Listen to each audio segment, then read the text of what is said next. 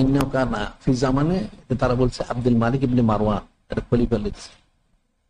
আব্দুল মালিক ইবনে মারওয়ান সে উমাইয়াদের খলিফা। 66 হিজরি থেকে 86 হিজরি পর্যন্ত তার সময়কাল ছিল। তার সময় ইন্নাহু কানা ফি জামানে আব্দুল মালিক ইবনে মারওয়ান শাবুন হুসনু সূরতে ফি শাম কানা ইয়ালহু বিরকুবিল খায়ল। একটা যুবক ছিল শাবুন হুসনু সূরত, দেখতে মোটামুটি খুবসুরত ছিল একটা যুবক, শাম দেশে সিরিয়া। কানা ইয়ালহু বিরকুবিল খায়ল, সে ঘোড়া প্রদর্শনী করত। তখন তো অনেক যুদ্ধবিদ্যা ছিল, যুদ্ধ ছিল, ঘোড়া প্রদর্শনী। এখন কে বলছে খেলা, ঘোড়া দিয়ে খেলা দেখাইতো, কে বলছে ঘোড়া দিয়ে সে যুদ্ধবিদ্যা প্রদর্শন, কি করে যুদ্ধ করতে সে শিক্ষা দিত। যুবক ছিল, শক্তিশালী ছিল। বাইনামা হুয়া জাতে ইয়ামিন, একদিন আল্লাহ জারে হিসানিহি, হিসান বলা হয় উন্নত জাতের ঘোড়া, শক্তিশালী ঘোড়া, উন্নত জাতের শক্তিশালী, অনেক উঁচু লম্বা বড় ঘোড়া। সে তার একটা ঘোড়া ছিল, সেটার পিঠে সে সাওয়া দিল। আসফালাল হিসানু, হঠাৎ ঘোড়াটা কি কারণে ভয় পেয়ে গেল।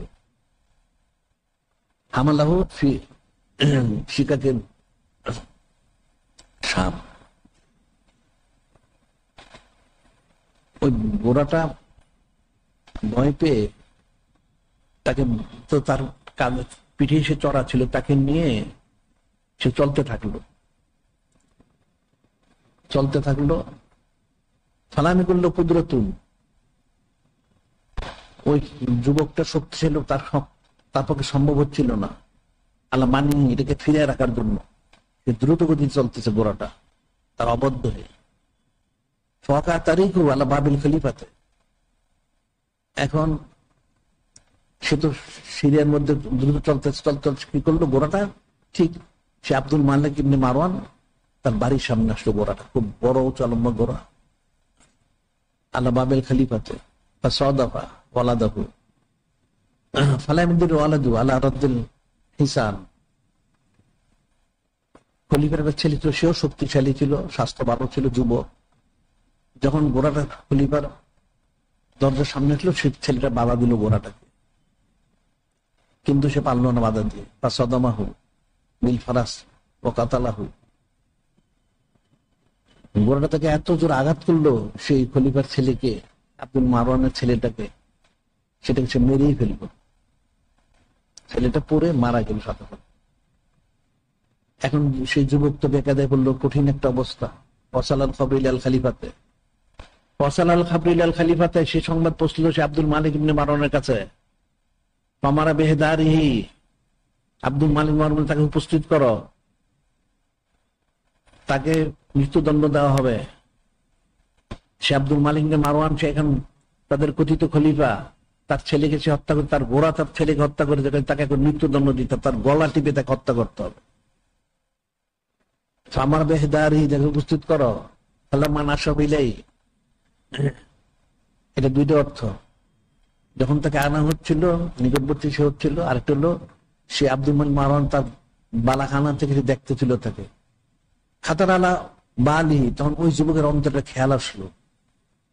কি খেয়াল আসলো? আনফালা ইন ফাল্লাসিনাল মিন হাজিল ওয়াকাতে আমালু ওলিমাতা নাজিমাতা ফাস্তাকরু ফি মাউলিদিন নবী সাল্লাল্লাহু আলাইহি সাল্লাম। যখন সে দেখলো ওই আব্দুল মালিক মারওয়ান তাকে দেখলো, সেও তার নিকটবর্তী হলো, তখন তার মনে একটা খেয়াল হলো খাতার আলা বালি, ঠিক আছে এখন তো মৃত্যুদণ্ড থেকে তোমাকে বাঁচাতে পারবে না, যদি নূরে মুজাসসাম হাবিবুল্লাহ হুজুর পাক উনি আমাকে বাঁচান, এই মাউলিদুল নবী যদি আমাকে বাঁচান, যদি এই খেয়ালে সে বললো ইন খাল্লাসিন আল্লাহ মিন হাজিল ওয়াকাতে, যদি আল্লাহ আমাকে এই বিপদ থেকে বাঁচান, আমানু ওলিমাতান আজিমাতান ওয়াস্তাকরু ফিহা মাউলিদান নবী সাল্লাল্লাহু আলাইহি সাল্লাম, আমি নূরে মুজাসসাম হাবিবুল্লাহ হুজুর পাক সানাসি উমর করার জন্য একটা বড় ওলিমা করব, মেহমানদারি করব, অর্থাৎ সেইদ হোসেন পালন করবো। নূরে মুজাসসাম হাবিবুল্লাহ হুজুর পাক ওনার সম্মানার্থে আমি ওলিমা করব, ওনার সানাসিবত করব, যদি আমাকে আল্লাহ পাক বাঁচা। এই যুবকটা নিয়ত করলো। ফালাম্মা হাদারা কুদ্দামাহু, তাকে নিয়ে উপস্থিত করলো আব্দুল মালিক মারওয়ানের কাছে। নাজারা ইলাইহি, সে তার দিকে তাকালো একবার, তার দিকে তাকায় সে দহায় কাছে হেসে দিল। বাদা মাকানা ইয়াকনুকুল গদাবু, সে গুসায় গড়গড় করতেছিল যে তাকে পাওয়া মাত্র তার গলা টিপে তাকে হত্যা করবে। দহেকা বাদা মাকানা ইয়াকনুকুল গদাবু, অর্থাৎ গলা টিপে, এত গুসা সে গলা টিপে তাকে হত্যা করবে। এই অবস্থায় এর মধ্যে সে হেসে দিল। আব্দুল মালিক ইবনে মারওয়ান হাসলো, সমস্ত যারা তার সভাসদ যারা ছিল সবাই আশ্চর্য, ব্যাপারটা কি? সে গুসায় গড়গড় করছিল যে লোকটাকে পাওয়া মতো সে গলা টিপে হত্যা করবে, এখন সে তাকে হাসতেছে। সকালে হাজা আতুসুনের সেরা। আব্দুল মালিক ইবনে মারওয়ান সেই ছেলেটাকে দেখে বলল, হে ব্যক্তি, তুমি কি জাদুকর? কোন বড় জাদুকর? তুমি জাদু করো? সে বলল, কালা আল্লাহ আমির আল মুমিনিন, না না, আল্লাহ ওনার কসম, আমি কোন জাদু করবো, আমি জাদু করবো। তখন সে আব্দুল মালিক বলল, আফাতানকা, আমি তোমাকে ক্ষমা করে দিলাম। সুবহানাল্লাহ, সাল্লাল্লাহু আলাইহি ওয়াসাল্লাম। আফাতানকা লাকিন কুল লি মাজা কুলতা, সে বলল, ব্যাপারটা কি হলো? তাই এত গোসা আমার, তোমার গলা টিপে আমি হত্যা করবো, কিন্তু এর মধ্যে আমার হাসি আসলো তোমাকে দেখে, তুমি কি জাদু করো? তুমি জাদু কর? সে বললো, না, আল্লাহ ওনার কসম, আমি কোনো জাদু করব না। তখন সে বলল, ঠিক আছে, আমি তোমাকে ক্ষমা করলাম, দেখ তুমি বলো তো কি হয়েছে এর মধ্যে।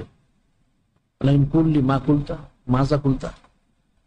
সে আব্দুল মালিক বলল, ঠিক আছে, আমি তোমাকে ক্ষমা করলাম, তো তুমি বলো তো তুমি কি করেছো এর মধ্যে। এখানে আসতে আসতে কুললি মাজা কুলতা, পালা কুলতু, সে বলে, আমি বলেছিলাম, আমি অন্তরে অন্তরে খেয়াল করেছিলাম, আল্লাহ মিন হাজিল ওয়াকাতিল জাসিমাতে, আল্লাহ যে কঠিন বিপদ থেকে উদ্ধার করেন, আমালুল্লাহু অনিমাতান লিয়াজলি মাউলিদিন নবী সাল্লাল্লাহু আলাইহি ওয়াসাল্লাম। সেই যুবকটা বলল, আমি তো জানি আমাকে মৃত্যুদণ্ড দেওয়া হবে, আমার তো কোন বাঁচার কোনো ব্যবস্থা নেই, আমাকে অবশ্যই মৃত্যুদণ্ড দেওয়া হবে, কারণ আমি তো হত্যা করে ফেলেছি ছেলেটা, আল কাতলু বিল কাতলে। কিন্তু আমি শেষ চিন্তা করলাম, ঠিক আছে, একটা ব্যবস্থা আছে, আমি নূরে মুজাসসাম হাবিবুল্লাহ হুজুর পাক সাল্লাল্লাহু সম্মানার্থে আমি ওলিমা করবো। সুবহানাল্লাহ, সাল্লাল্লাহু আলাইহি ওয়াসাল্লাম। ওলিমার মধ্যে আমি নূরে মুজাসসাম হাবিবুল্লাহ হুজুর পাক ওনার সানাসিবত করব, ওনার ফাজাইল ফজিল বর্ণনা করব। এই উসিলা যদি আল্লাহ আমাকে হেফাজত করেন, যে আমি এটা বলেছি। কুলতু ইন খাল্লাসিনাল্লাহু মিন হাজিল ওয়াকাতিল জাসিমাতে আমালুল ওলিমাতান লিয়াজলি মাউলিদিন নবী সাল্লাল্লাহু আলাইহি ওয়াসাল্লাম, এটা আমি নিয়ত করেছি।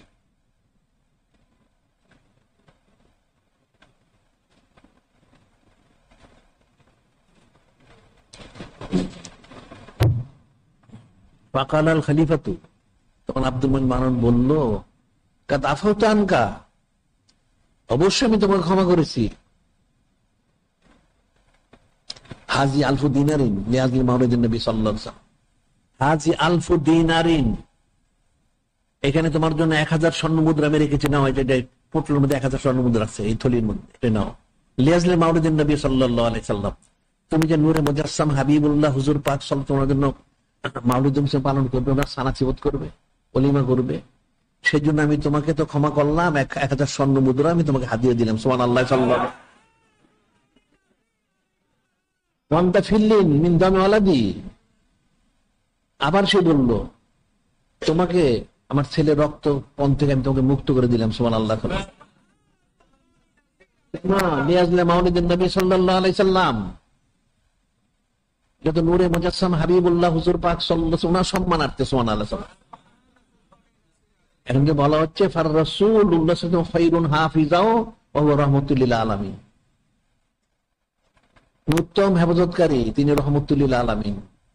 সেটাই বলল, ঠিক আছে, ওয়ান্তা ফিহিল্লিন মিন দামি ওয়ালাদি ফাখারাজা শাবুন উফি আনিল কিসাস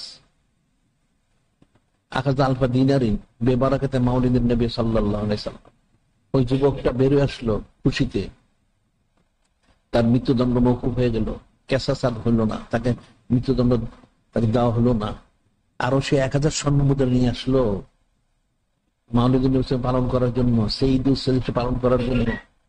বেবারাকাতে মাউলিদিন নবী সাল্লাল্লাহু আলাইহি ওয়াসাল্লাম, নূরে মুজাসসাম হাবিবুল্লাহ হুজুর পাক সাল্লাল্লাহু আলাইহি ওয়াসাল্লাম যে মাউলিদ, এর বরকতে, ওনার সম্মানার্থে সে বেঁচে গেল। সুবহানাল্লাহ, সাল্লাল্লাহু আলাইহি ওয়াসাল্লাম। শুধু বাঁচলো না, বাঁচার সাথে সাথে কি হলো, সে 1000 স্বর্ণ মুদ্রা হাদিয়াও পেল।